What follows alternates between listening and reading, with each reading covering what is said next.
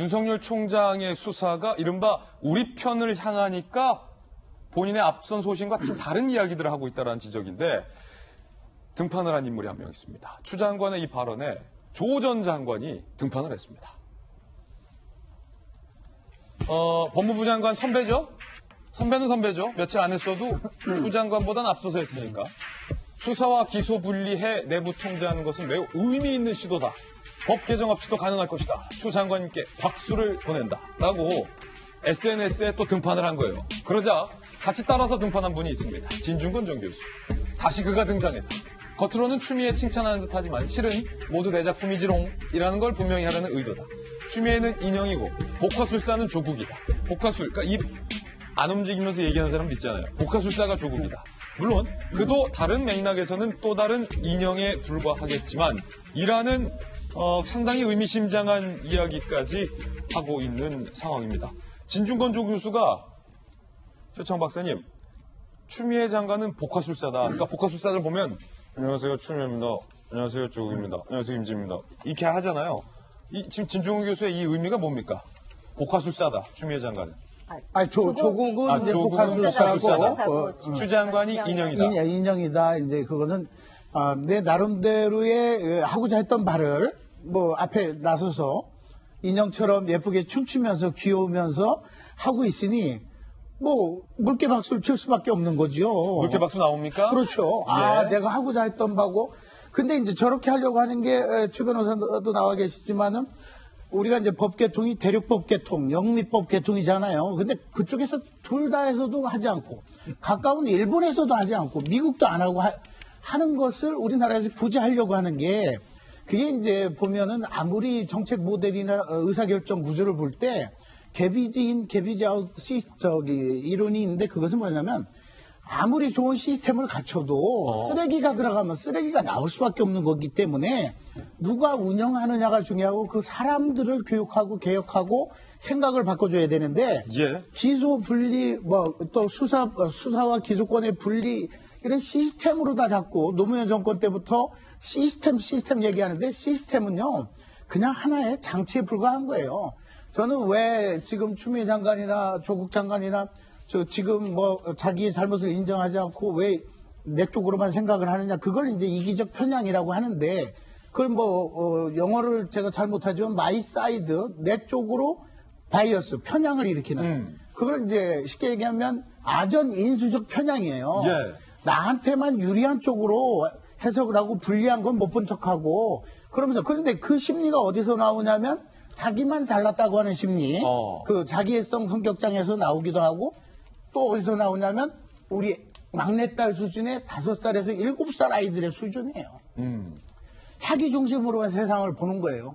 왜 또 이 시점에서 만약에 이 정책이 꼭 필요하다면 이렇게 해서 우리가 연구를 해서 다음 정권이든 아니면 다음 장관 때부터는 이렇게 한번 해보자라고 하면 저런 어떤 비판이나 비난을 안 받을 텐데. 임종석 전 실장의 기소 앞두고 이런 걸 하는 거. 하필이면. 요즘에 가장 시사에서 많이 등장하는 게 오얏나무 아래 이론. 예. 오얏나무 아래에서는 가끈을 고쳐매지 말고. 이론입니까? 참외밭 개똥 이론 나오잖아요. 예. 참외밭에서는 운동화끈을 고쳐 싣지 말라고. 왜 하필 그때 그렇게 하려고 하느냐 이거예요. 지금 아니어도 세상 내일 망하는 거 아닙니다. 예. 네. 내일 안 망한다. 그렇죠. 내일 하시라. 저런 문제는 중장기적으로. 지금 이게 우리의 대한민국의 화두가 돼서는 안 되잖아요. 추미애 장관이 왜 주인공입니까? 저쪽에 조연해야지요. 예. 추 장관의 발언, 또 다른 발언도 후폭풍을 낳고 있습니다. 이른바 저희들이 단독 입수해서 공개를 했던 검찰의 청와대 13인방을 향한 수사 결과가 담긴 공소장 내용을 비공개로 한 것을 두고 민변이 일침을 가했습니다. 민변 소속의 한 변호사가 이른바 커밍아웃을 하자 뒤늦게 민변이 따라온 건데요. 일단 어제 저희 방송에서도 보도해드렸던 추 장관의 기자회견 내용 거의 이제는 명언 수준 되었습니다. 그냥 단순 알 권리보다 조금 있다 알아도 될 권리가 어떻겠느냐 하는 의견도 있어요. 최근 공소장과 관련된 법무부의 조치도 그동안 잘못된 관행을 바로잡기 위한 첫 걸음입니다. 새로운 권리가 등장한 거죠. 조금 있다 알 권리. 민변도 비판했습니다. 민변 맞아. 피고인이 속한 정부의 한 기관이 법무부가 공소장 제출 거부하고 피고인 인권 내세운 건 사안을 정치화하는 결과를 가져왔다. 선거 개입 의혹 자체로도 중대 사안인데 법무부가 이 사건의 무게를 헤아렸는지 의문이다. 사건의 엄중함과 국민에 대한 책임감을 가볍게 생각했다는 비판을 경청해야 한다라고 민변마저 공개 비판을 했고요. 현직 검사도 공개 반박을 했습니다. 김우식 전주지검 정읍지청장이에요. 법무부의 공식 입장이 지방검찰청 검사장과 소속 검사는 검찰총장의 지휘를 따르지 않아도 된다는 것인지 궁금하다. 검찰청법은 검찰총장에게 구체적 사건에 대한 지휘 감독권이 있다고 돼 있다라고 공개 비판을 했습니다. 김영주 의원님, 네. 민변마저 좀 늦은 감이 있지만 추 법무부 장관과 법무부를 비판했어요. 민변마저 비판한 내용이 그거예요. 피고인이 속한 정부. 피고인이 속한 정부. 네. 굉장히 무거운 얘기죠. 말하자면 공소장에 의해도 청와대와 말하자면 국가에서 일하는 그 사람들에 대해서 선거 개입이라든지 이런 것에 대한 문제점을 공소장에서 발현하고 있는데 그렇기 때문에 사실은 이제 그 정부의 법무부가 어떤 입장을 취해야 되는지를 민변에서 얘기해 주는 것이죠. 네. 자기가 스스로 자기가 어떤 피의자가 되고 있는 상황에서는 훨씬 더 자기 스스로의 중립적인 포지션을 확고히 할 필요가 있다는데 그렇지 않고 자기를 그 법무부 자체가 어떤 피고인의 입장을 대변하는 것을 취함으로써 우를 범했다 이런 내용인 것 같고 굳이 내용에 보면 추 장관이 얘기한 것처럼 그런 어떤 말하자면 피해자 인권 그런 게 있다라면 늦게 알 권리 이런 게 있다면 사실은 좀 더 대안도 만들었어요.